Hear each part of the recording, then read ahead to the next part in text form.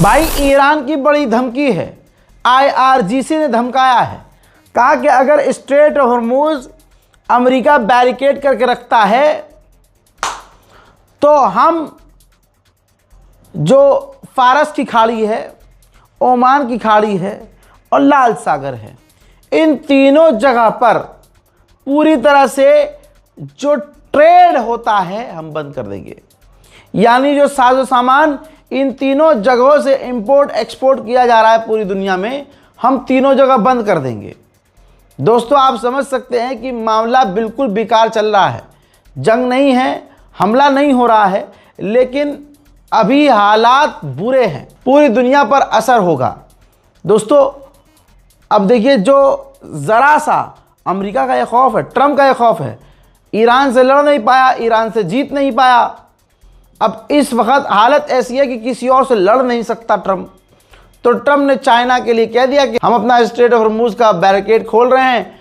अब इससे चाइना खुश होगा और मैं जब मैं जब चाइना जाऊंगा तो वो मुझे जोर से गले लगाएगा, बहुत खुश होगा शी जिनपिंग। कल तक शी जिनपिंग को गाली बक रहा था ट्रम्प।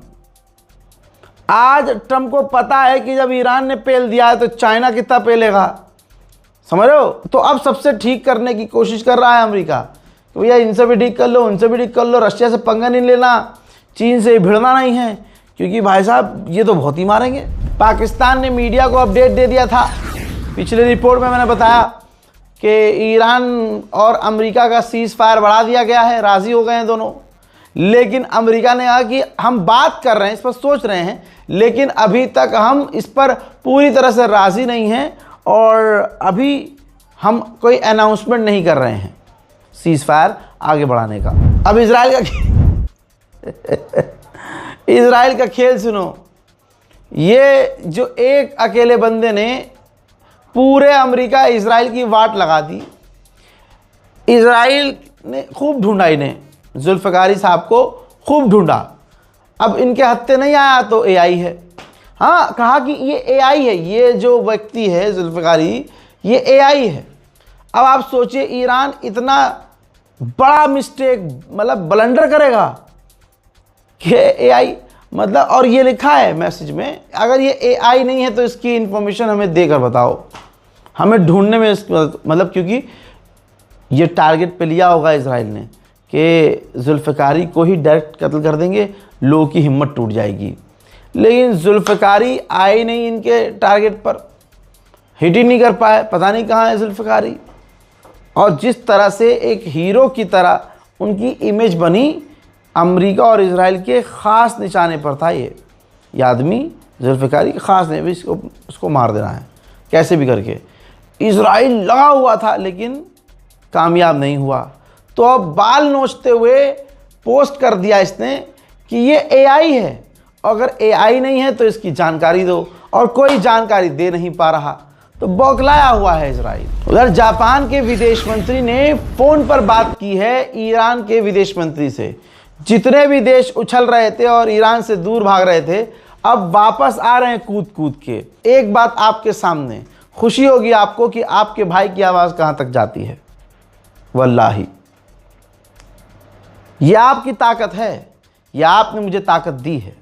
हजरात, मेजर गौरव आर्या का वो आतंकी वीडियो जो भारत के ईरान से रिश्ते खराब करने वाला था, ये वीडियो याद होगा, जिसमें ये वीडियो में कह रहा है कि इजराइल हमारा सगा भाई है, ठीक, और ये कह रहा है आगे से कि लेबनान पर 100 बम मारे, गाजा पर 50 बम और मारे इजराइल। ये खुलेआम अपने इसने चैनल से कहा, गोदी मीडिया पर। जब ऑपरेशन सिंदूर था तब इस सुअर ने ये मीडिया पर बोला कि हमने इस्लामाबाद पर कब्जा कर लिया, मैंने सामान पैक कर लिया था यार। मैंने कहा था नहीं, अब तो मजा आएगा, खूबसूरत लड़कियां, 4 बीवियां, अरे भाई साहब जबरदस्त लाइफ सेट, खूबसूरत शहर, माहौल बेहतरीन, अरे यार इस्लामाबाद में रहूंगा, आज का नाश्ता इस्लामाबाद में। इस सुअर के ऊपर यकीन कर लिया हमने, और फिर हमारा मुंह काला हो गया। बेहतरीन लेवल पर काला हुआ हमारा मुंह, क्योंकि हमने इस सूअर की जात पर भरोसा किया। अब उस वक्त भी इसने पूरी दुनिया में हमारा सर झुकवाया, भारत का अपमान करवाया झूठ फेक न्यूज से। और अब ये कह रहा था कि इजराइल के हम सगे भाई हैं, बौखलाया हुआ है। इतना जोश इसने कभी मैदान में नहीं दिखाया होगा। शिलाजीत खाकर अब खाली चीख रहा है मीडिया में आकर, समझ रहे हो आप। और मैंने अपील की थी, ईरान से अपील की थी कि भाई आपकी जो टीम है उसको ये देखना चाहिए कि मीडिया में चल क्या रहा है। भारत में खास जिसको आप तेल डीजल पेट्रोल देने की कोशिश कर रहे हो कि इनको दिक्कत ना हो, और भारत को आप अपने 5 अहम दोस्तों की लिस्ट में रख रहे हो, तो आप देखो ना कि एक समुदाय और एक जो बताइए मेजर रह चुका है, पता नहीं काहे का मेजर रह चुका है, वो नेशनल टेलीविजन पर इजराइल को अपना सगा भाई बता रहा है।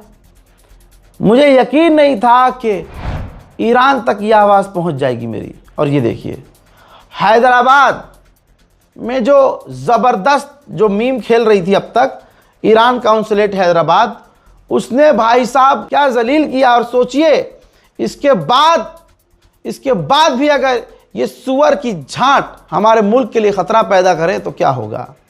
भाई ईरान काउंसिल लिखा है कि गौरव आर्या ने कहा कि हम असली भाई हैं इजराइल के, और हम चाहते हैं कि इजराइल 100 बम लेबनान में और 50 बम गाजा में और गिराए।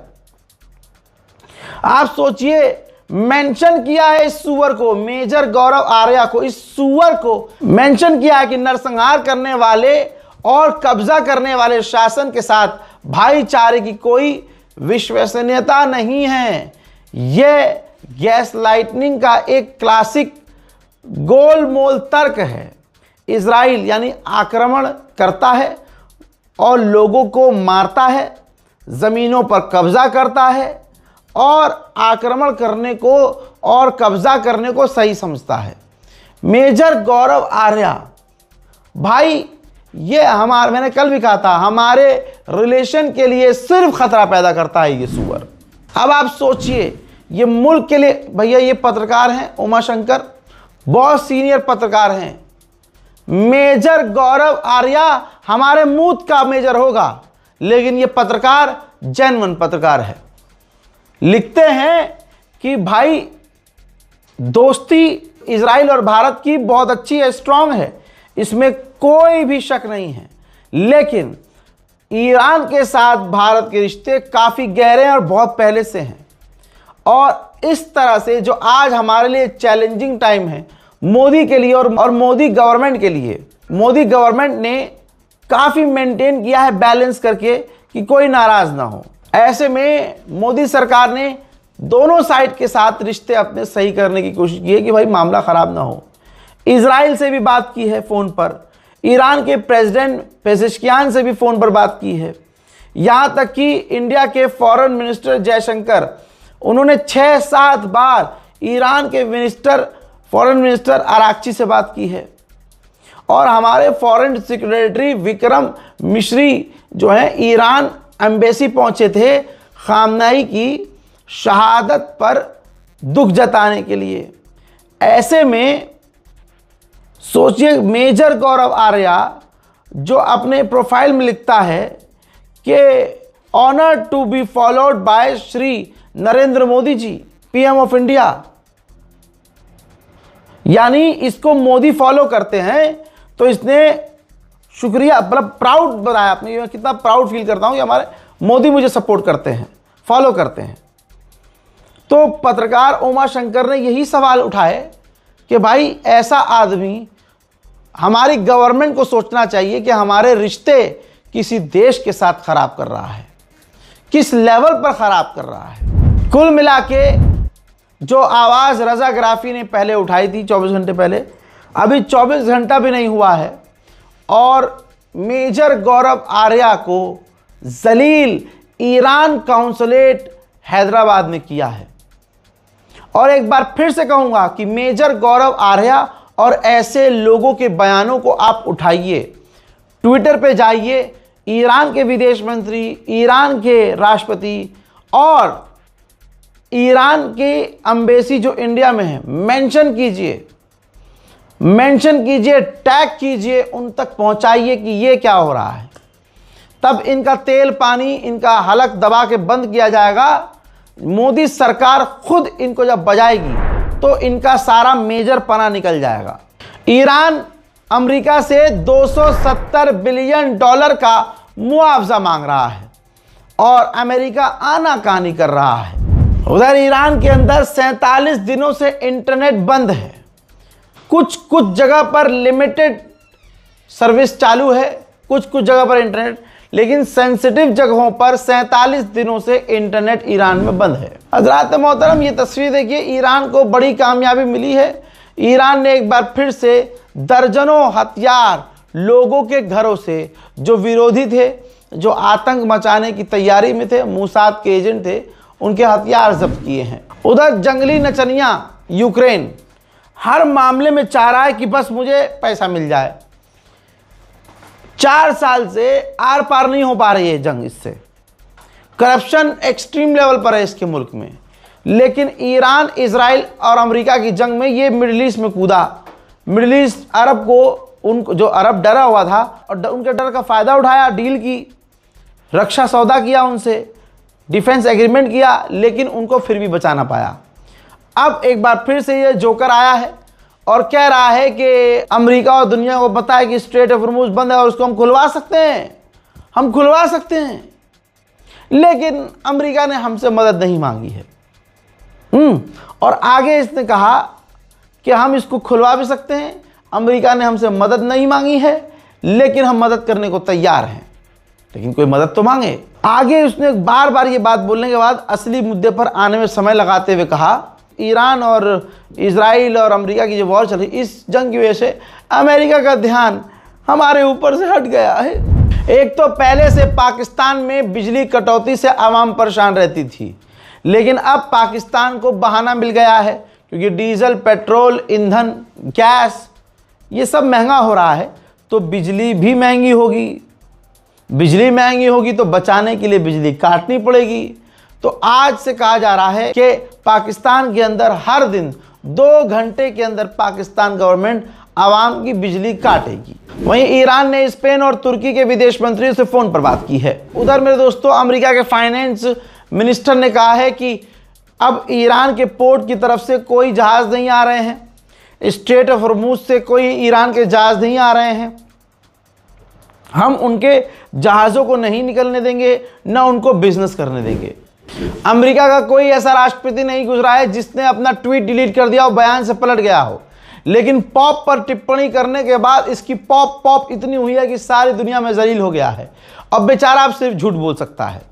अब इसने नए आंकड़े रखे हैं कि क्या कोई पॉप लियो से पूछेगा कि ईरान ने एटलीस्ट 42,000 लोगों को, इनोसेंट लोगों को मार दिया, जो कंप्लीटली अनआर्म्ड थे, प्रोटेस्ट कर रहे थे लास्ट 2 महीने के अंदर। और क्या उनसे कोई पूछेगा कि ईरान न्यूक्लियर बम बनाना चाह रहा था तो क्या वो सही थे? हजरात, दोनों ही बातें गलत हैं। ईरान के सुप्रीम लीडर को कहते कहते मार डाला गया, जिन्होंने फतवा दिया था कि हम न्यूक्लियर नहीं बनाएंगे। साथ ही 42,000 छोड़िए, 3300 कुछ मारे गए थे लोग, जो ईरान ने आधिकारिक तौर पर बताया था। वो भी वो लोग मारे गए थे जो दंगों में शामिल थे सामने से। और आज भी अमेरिका और इजराइल के द्वारा जो वहाँ के लोगों को भड़काने के लिए उनको हथियार दिए गए थे, वो जब्त किए जा रहे हैं, वो अभी भी मिल रहे हैं। हज़रात, फिलहाल के अपडेट में इतना। इस रिपोर्ट को शेयर कीजिएगा, चैनल को सब्सक्राइब कीजिएगा ज़रूर। लौट के आ रहा हूँ और भी बड़ी जानकारियों के साथ, तब तक के लिए जय हिंद।